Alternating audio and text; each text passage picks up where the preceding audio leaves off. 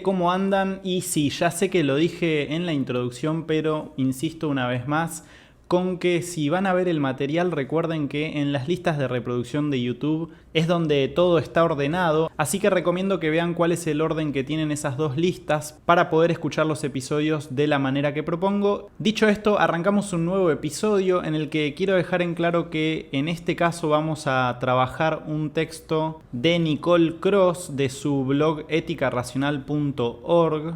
Nicole es una activista chilena que da cursos de formación en derechos animales y veganismo para activistas y la pueden encontrar en Instagram, cuenta que recomiendo seguir.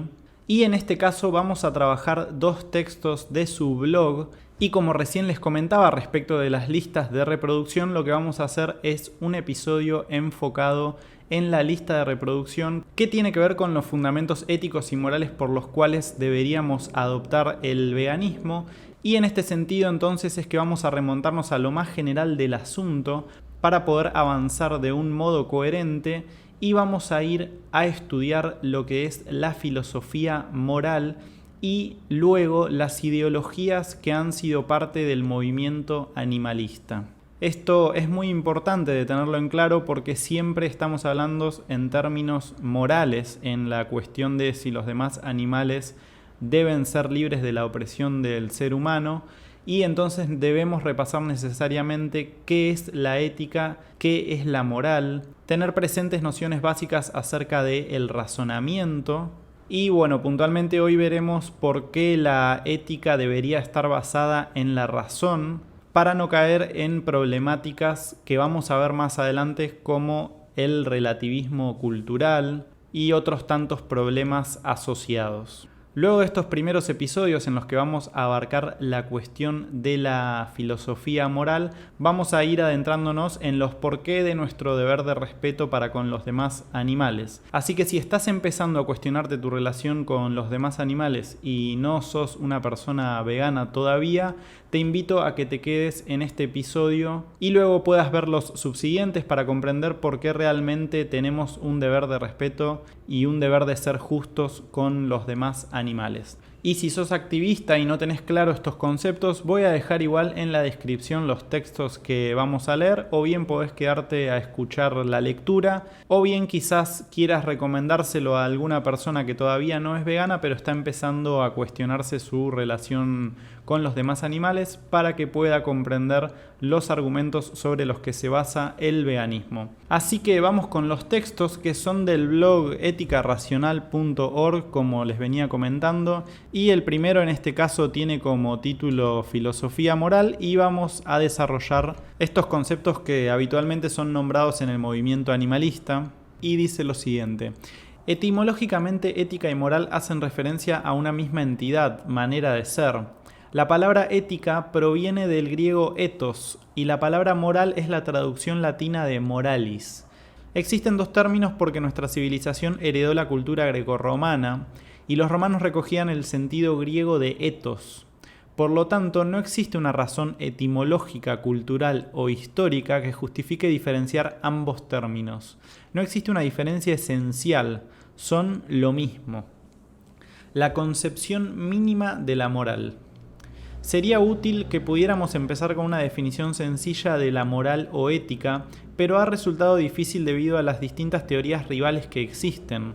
Sin embargo, cada teoría debe tener al menos una concepción mínima de la moral en común. De lo contrario, estaríamos hablando de otra cosa distinta. Si nos interesa descubrir la verdad sobre un asunto moral, entonces debemos consultar a la razón y a los datos o hechos empíricos. De lo contrario, la moral estaría sujeta al capricho personal, a los sentimientos que pueden ser irracionales, a los prejuicios o al adoctrinamiento cultural. Si aceptamos que la moral debe tener un criterio objetivo y universal, entonces la concepción mínima de la moral debe ser la razón. ¿Por qué la razón debe ser la concepción mínima de la moral y no nuestros sentimientos o cualquier otro criterio distinto? La razón se rige por principios lógicos que asumimos universalmente como ciertos. Por ejemplo, el principio de identidad, el principio de no contradicción, entre otros. Por medio de la lógica, la razón puede hallar coherencia o contradicción en las proposiciones y junto a las evidencias descubrir la verdad sobre una cuestión moral. Si estamos de acuerdo con lo anterior, entonces la moral es cuestión de consultar a la razón. Es el esfuerzo mínimo de guiar nuestra conducta por razones. Toda teoría moral debería aceptar una concepción mínima de la moral en común como punto de partida. De lo contrario, no tendría sentido hablar de la moral como un ámbito distintivo. El contenido de la lógica, sus principios lógicos, guía a la razón, y si estamos de acuerdo que la moral es cuestión de consultar a la razón, entonces la lógica es el primer fundamento de la moral.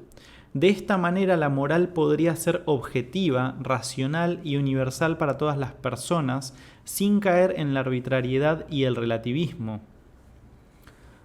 Los juicios morales. Supongamos que alguien dice que tú debes hacer tal cosa. Puedes legítimamente preguntar por qué debes hacerlo o por qué sería incorrecto no hacerlo. Y si no hay una buena razón, entonces puedes rechazar el consejo como arbitrario o infundado. De esta manera, los juicios morales son diferentes de las expresiones de gusto personal, pues requieren apoyarse en razones. Por ejemplo, 1. Me gusta el café.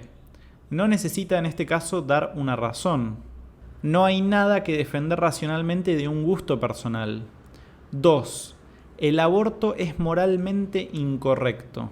Bueno, acá necesitan darse razones. Es necesario defender racionalmente el juicio moral. Entonces vamos ahora a la inmoralidad. Cuando decimos que algo es inmoral, no nos referimos a la concepción que tiene cada sociedad o determinado grupo humano, sino a la violación de las normas o leyes morales que se descubren mediante el razonamiento. La lógica guía a la razón, y si la razón se respalda en hechos empíricos comprobados, entonces el razonamiento moral no puede ser relativo. Actuar de forma inmoral es actuar contra la razón, la lógica y los hechos. La evaluación de argumentos morales. Gran parte del pensamiento moral consiste en discernir la diferencia entre buenos y malos argumentos. Para saber la diferencia, primero es necesario evaluar los argumentos morales de la siguiente manera. A. Tener una visión clara de los hechos. Esto implica dejar nuestros prejuicios a un lado y ver las cosas de manera objetiva, es decir, realmente como son en verdad. B. La acción de los principios morales. Se refiere a la aplicación inteligente de los principios morales a casos particulares y generales. Por ejemplo, aplicar el principio de igualdad a la cuestión del racismo, sexismo y especismo. C. El requisito de imparcialidad. Es la idea básica de que los intereses de todos son igualmente importantes. Desde un punto de vista moral, no hay personas privilegiadas. Es una prohibición a la discriminación arbitraria y es una revisión cuidadosa de los hechos y sus implicaciones. Y bueno, finalizado este texto, muy interesante su cierre y su último título, cómo evaluar los argumentos moralmente. Y bueno, para eso 3 puntos que vamos a volver a decirlos, que son tener una visión clara de los hechos, ejercer la acción de los principios morales y como requisito la imparcialidad, ¿sí? Para poder juzgar de una manera no arbitraria. Y bueno, también tener muy en claro entonces que la razón es quien debe guiar a la moral y a la ética. Así que ahora vamos con el segundo de los textos, que tiene que ver con las ideologías en el ámbito animalista. Existen 3 tipos de ideologías que predominan en el ámbito animalista: el bienestarismo, el neobienestarismo y el abolicionismo. En este ensayo pretendo hacer un breve análisis de cada una de ellas y concluir cuál ideología deberíamos adoptar en la defensa de los derechos animales. Y bueno, acá vamos a ver lo importante del texto, que es qué ha venido pensando la sociedad, qué se ha venido teorizando respecto de los demás animales y sus derechos, ¿sí? Entonces el texto dice de la siguiente manera: la cuestión de los derechos animales es un tema controversial en el mundo occidental, pues existen opiniones divididas y una serie de movimientos que sostienen ideologías diferentes. No es un tema moderno o contemporáneo, pues se remonta incluso desde la filosofía antigua. En la edad moderna, el pensamiento moral sobre los animales empieza a evolucionar y es abordado por distintos filósofos como Emmanuel Kant, John Locke y Arthur Schopenhauer. La cultura occidental antes del siglo XIX no reconocía que los animales fueran sujetos de consideración moral, pues se creía que eran máquinas con movimiento hechas por Dios, sin alma, sin ninguna facultad de sentir o pensar.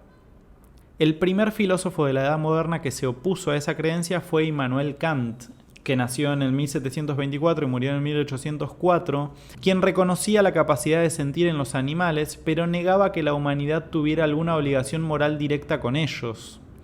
Kant afirmaba que los animales solo existen como medios para nuestros fines, a diferencia de los seres humanos que son fines en sí mismos y no deberían ser usados exclusivamente como un medio para satisfacer intereses ajenos. Esto es lo que decía Kant de los demás animales, ¿no? Estableciendo esa injusta separación entre los animales humanos y los animales no humanos. En su libro Fundamentación de la Metafísica de las Costumbres, sostenía que únicamente los humanos tienen valor moral inherente porque pueden razonar, ser conscientes de sí mismos y reflexionar sobre las normas morales. Y bueno, acá ya vemos que hay fallas en la lógica de Kant, porque tenemos dentro de lo que es la especie animal humana los llamados casos marginales. Personas que quizás no pueden razonar o reflexionar sobre las normas morales y aún así no son considerados medios para fines ajenos a ellos mismos, por lo tanto tienen valor inherente. La revolución en el pensamiento moral sobre los animales surgió en el pensamiento filosófico del utilitarista Jeremy Bentham, que nació en 1748 y murió en 1832, quien sostuvo en su libro The Principles of Moral and Legislation que la humanidad sí tenía una obligación moral directa con los animales. Su famosa frase, que es una ruptura para el pensamiento de la época, pero que no es justa de ser utilizada al día de hoy, si tengámoslo bien presente, es la siguiente. La cuestión no es ¿pueden razonar o pueden hablar?, sino ¿pueden sufrir? Y esto generó un cambio de paradigma, porque se reconocía que los animales tenían el interés en no sufrir o evitar el daño. Las ideas de Bentham fueron recogidas por el filósofo utilitarista Peter Singer en 1946, que las afinó en su libro Liberación Animal de 1975, si no me equivoco. A pesar de que Singer es conocido como un referente de los derechos animales, su postura es opuesta a la ética de derechos, pues se basa en el utilitarismo. Su filosofía sostiene que no hay problema moral en explotar animales o incluso matarlos, porque en su opinión no tienen un interés genuino en seguir existiendo, a diferencia de los humanos que sí dice que los tenemos, sino que únicamente quieren evitar el sufrimiento. Por tanto, Singer establece una jerarquía moral. Los intereses de los humanos tienen un lugar privilegiado frente a los intereses de los demás animales. Y si bien todavía no hemos abordado la teoría de Singer, resulta controversial que esta persona haya sido declarada como un referente de los derechos animales. Ya iremos a profundizar su teoría y las críticas que recaen sobre él. Tom Regan, que nació en 1938 y murió en 2017, fue un filósofo y profesor de filosofía estadounidense. Es autor de 4 libros sobre la filosofía de los derechos animales.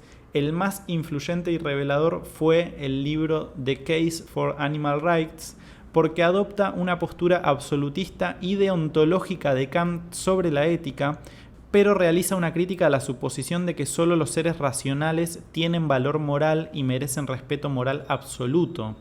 Regan objeta esa suposición, afirma que el estatus moral no depende de la capacidad de razonar, de comprender las normas morales o de tener una idea sobre el valor inherente, sino de la capacidad de ser un sujeto de una vida, es decir, un ser que tiene deseos, una vida emocional, creencias, sentido del futuro, propósitos y una entidad propia a lo largo del tiempo.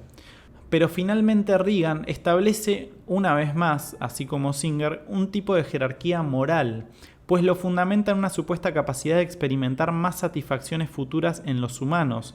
Por lo tanto, al igual que Singer, privilegia a los seres humanos sobre el resto de animales. Y bueno, otro autor del que vamos a leer libros seguramente, Tom Regan. Y el texto continúa de la siguiente manera, diciendo: El gran giro en el pensamiento moral sobre los animales surgió en el trabajo e investigación del profesor y abogado estadounidense Gary Francione, 1954, quien postula un enfoque absolutista y deontológico que prescinde de las jerarquías morales. Señala que la capacidad de sentir o la sintiencia es el único criterio relevante para el estatus moral, sin importar la capacidad de raciocinio o de experimentar más sucesos satisfactorios en el futuro. Francione comparte, al igual que Kant y Reagan, el valor inherente, pero lo extiende a todos los seres con capacidad de sentir. Si un ser es sintiente, entonces tiene un valor moral absoluto. Francione postula que todos los animales con capacidad de sentir deben ser tratados moralmente de igual manera. Sus intereses básicos o relevantes deben ser considerados al mismo nivel, pues son los mismos intereses, aunque se den en individuos diferentes. El enfoque que postula Francione en la capacidad de sentir y en un único derecho absoluto es el derecho a no ser tratado como propiedad. ¿Sí? Esto es fundamental, esto sí que es una ruptura dentro del movimiento animalista. Y vamos a explicar algo muy brevemente que suele entenderse quizás de una manera errónea, que tiene que ver con la libertad. Muchas veces hablamos de que los demás animales deberían gozar de libertad, de que ellos tienen interés en ser libres y de que dicho interés solo vamos a poder otorgarlo de una manera coherente para todos los demás animales siendo personas veganas.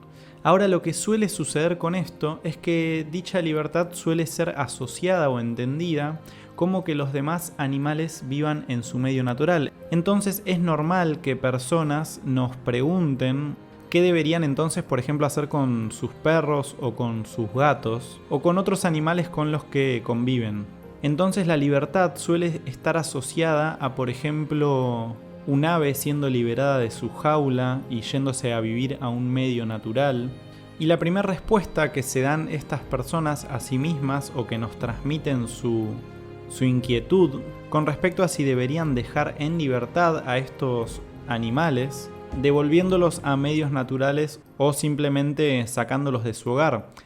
A ver, sabemos que nadie en su sano juicio haría lo siguiente, pero entonces tenemos que explicar un poco qué es esta libertad a la que hacemos referencia y la que establecemos como justa para los demás animales. Y el problema que tenemos entonces es que tenemos una cierta responsabilidad sobre los animales que hoy existen y viven en una forma que dependen de los seres humanos. Este es el caso, por ejemplo, de los animales que conviven con nosotros en nuestros hogares, o a quienes hemos quitado injustamente de su medio natural, o también a aquellos animales a quienes reproducimos para luego sacar provecho de ellos. Y para dar respuesta a esto, podemos decir lo siguiente: que la libertad no es solamente entendida en un sentido físico, sino que también comprende otros dos aspectos que son el moral y el intelectual. Y en el caso que nos ocupa de los animales con los que convivimos, los cuales no pueden ser devueltos a medios naturales porque no podrían aprender de sus ancestros a vivir en ellos y a valerse por sí mismos, es que tenemos una responsabilidad en su tutela de proteger sus intereses. Entonces, en este caso, la libertad en ellos no sería la libertad física, pero sí gozarían de la libertad moral, que en principio sería su no explotación, independientemente de si esta no explotación podría darse en su medio natural o conviviendo con nosotros los humanos en nuestros hogares, o como es el caso de otros espacios como santuarios, que voy a dejar en la descripción para que puedan visitar y conocer, siendo uno de los casos más conocidos el santuario en el que se encuentra la elefanta Mara, en Brasil. Entonces, en síntesis, la libertad depende del caso del animal que tiene derecho a gozarla. Y si no puede darse el mejor de los casos, que sería su devolución a un medio natural, quizás pueda darse el caso de que este animal sea trasladado a un santuario, donde no será explotado y donde será considerado un fin en sí mismo. Y ahí sí será libre en términos morales y no físicos, porque lamentablemente la libertad física quizás ponga en peligro su vida y sus intereses. Y esto es algo que sucede en el caso de los humanos que son considerados un fin en sí mismo y que no son explotados, y que al no poder valerse por sí mismos, integran espacios de cuidado para ellos. La libertad entonces no es estrictamente física, sino que comprende no tener un dueño, nadie que defina tus intereses. En algunos casos será un tutor quien acompañe durante toda la vida, quien proteja estos intereses a través del respeto de los derechos fundamentales, pero no estaría en este caso definiéndolos, sino que estaría protegiéndolos. Los animales serán libres cuando no sean considerados recursos para nuestros fines, y luego lo que habrá que ver con ellos es a qué animales podremos devolver a los medios naturales, y si esto no es posible, como sucede en la mayoría de los casos, nuestro deber de responsabilidad para con ellos establecerá sus mejores destinos, ya sea en hogares o santuarios, como dije momentos atrás. Su libertad consistirá en no ser un mero recurso para nuestros deseos, en no ser considerados objetos, por lo tanto, en no ser explotados. Y ahora sí, continuamos con el texto. 3 movimientos, 3 ideologías. En las definiciones siguientes me baso en los libros de Gary Francione y en su blog personal, donde explica las diferencias significativas entre la teoría y la supuesta práctica de los derechos animales. El bienestarismo es una ideología consecuencialista que tiene sus orígenes en los postulados del filósofo utilitarista Jeremy Bentham. Los bienestaristas creen que los humanos tienen un deber moral de no infligir sufrimiento innecesario a los demás animales, pues reconocen en ellos el interés de evitar el sufrimiento o el daño. Por tanto, se preocupan por las condiciones o la forma en que se lleva a cabo el uso de animales.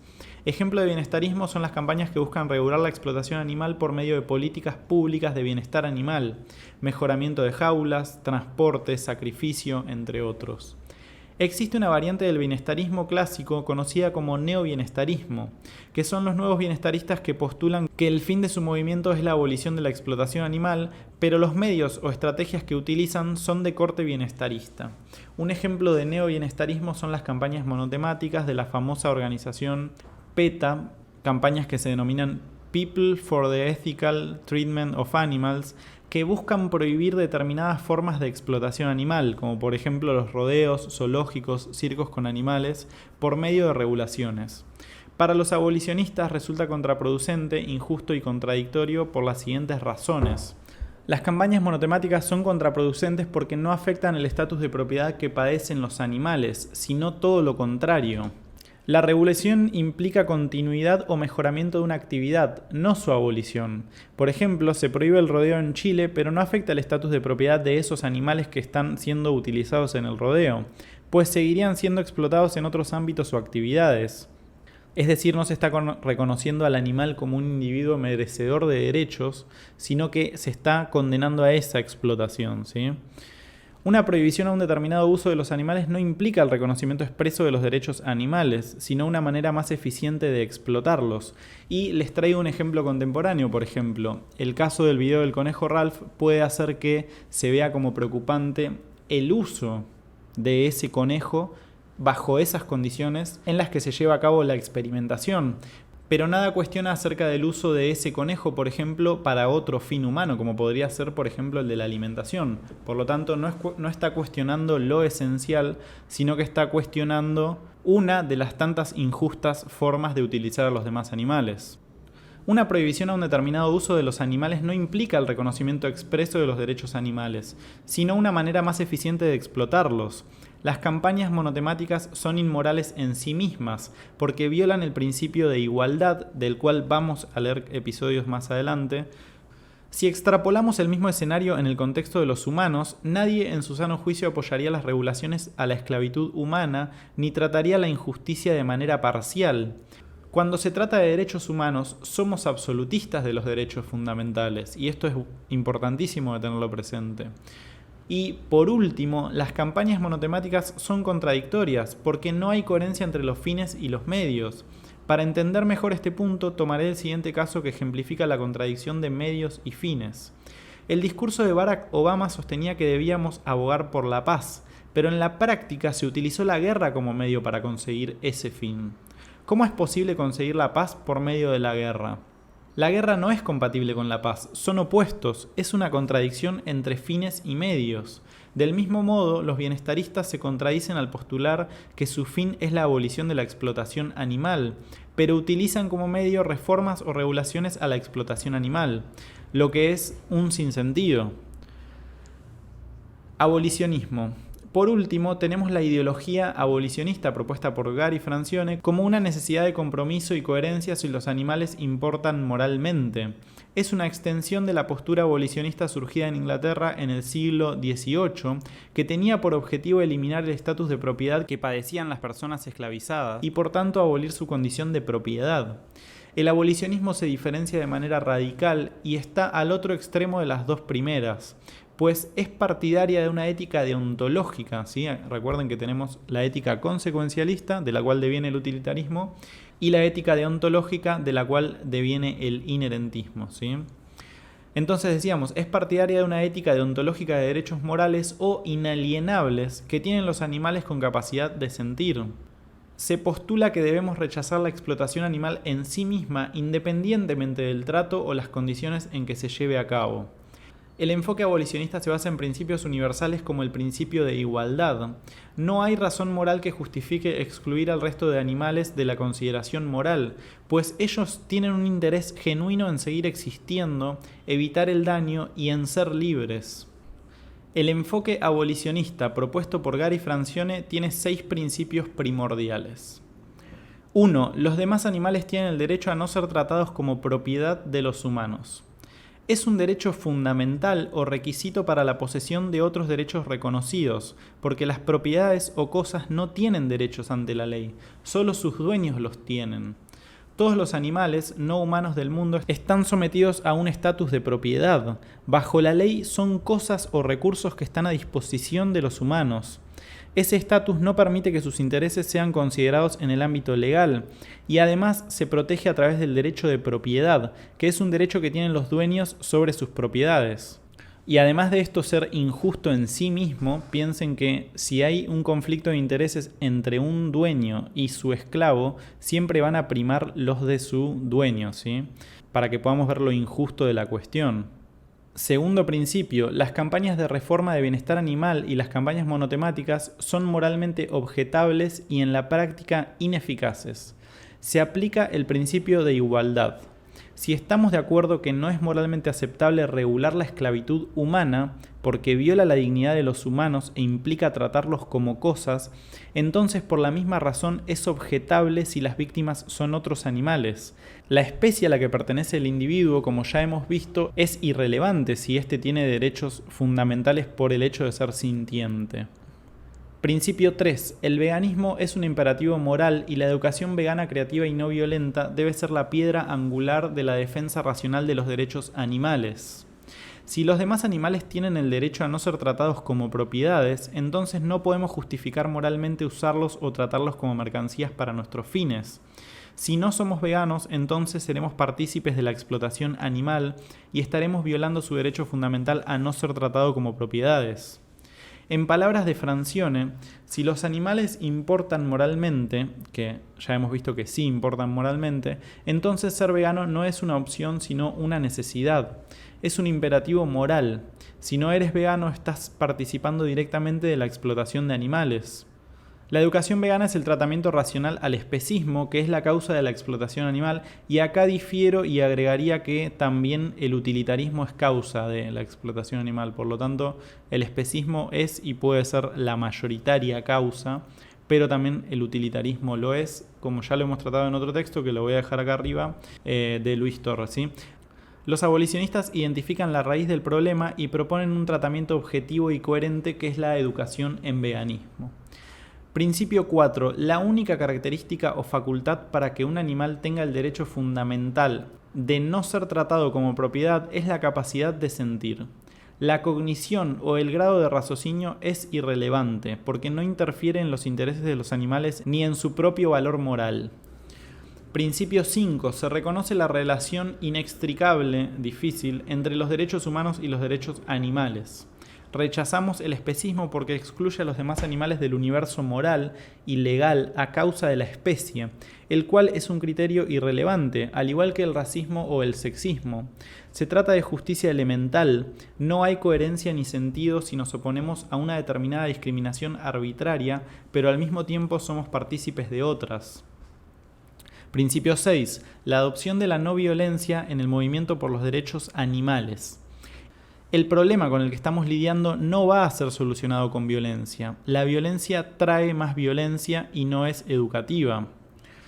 Como conclusión, no podemos escapar o alejarnos de la ideología, pues todas las posturas e incluso el ámbito de la ciencia se basan en un sistema de ideas.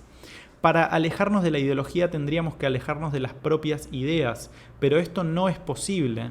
Por tanto, nos queda elegir si la ideología adoptada se basará en prejuicios, errores, o se basará en hechos empíricos y en la lógica. Por muy perniciosa, irracional e incoherente que pueda ser una ideología en concreto, no es propio del concepto mismo. Una ideología que se basa en la razón, en la lógica y en los hechos puede dar lugar a ideas justas y racionales. Si analizamos los fundamentos del abolicionismo, estos se basan en hechos empíricos y en la razón.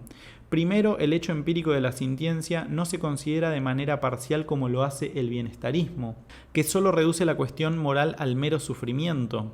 Los animales, incluyéndonos, tenemos otras sensaciones e intereses, además de sentir dolor y evitar el daño. Segundo, se teoriza acerca de las causas de la explotación animal y sus soluciones. Tercero, existe coherencia de principios y se aplica tanto a los medios como a los fines. La ideología del abolicionismo resulta ser justa, racional y objetiva. Es justa porque se basa en el principio de igualdad y en el respeto al valor inherente de los individuos. Es racional porque se basa en evidencias empíricas, históricas, en la razón y en la lógica. Es objetiva porque reconoce la causa de explotación animal y aplica una solución que corresponde, que es la educación vegana. El veganismo debe ser la base de cualquier campaña o proyecto que pretenda defender sus derechos, pues como principio se opone a la explotación animal. Sin veganismo es como defender los derechos humanos y aceptar la esclavitud humana. Y con esto terminamos estos textos introductorios, con los cuales la idea es dar un pantallazo general de sobre qué estamos hablando, como lo hemos hecho en el primer texto, ¿sí? Que estamos hablando en el terreno de la filosofía moral cuando hablamos de veganismo y derechos animales, y cómo ha evolucionado la ideología y la concepción que tenía el ser humano sobre los demás animales y cómo ésta ha ido evolucionando. Y en episodios siguientes vamos a ver y analizar un montón de otros conceptos básicos fundamentales, como por ejemplo la diferencia entre los agentes y los pacientes morales, el concepto de la empatía, también el concepto sobre la sintiencia, qué son los derechos animales, que pertenecen también a la categoría de los derechos morales. Vamos a ver qué es el principio de igualdad, del cual estuvimos hablando también minutos atrás. Y vamos a hablar sobre el estatus de propiedad y el valor inherente, y vamos a llegar a ciertas conclusiones sobre si es justo explotar a los demás animales. Por lo que terminamos el episodio acá, y si se tiene alguna consulta sobre la temática pueden dejarlo en los comentarios o contactarse a través de las redes. Así que nos vemos en próximos episodios y gracias por haber estado ahí.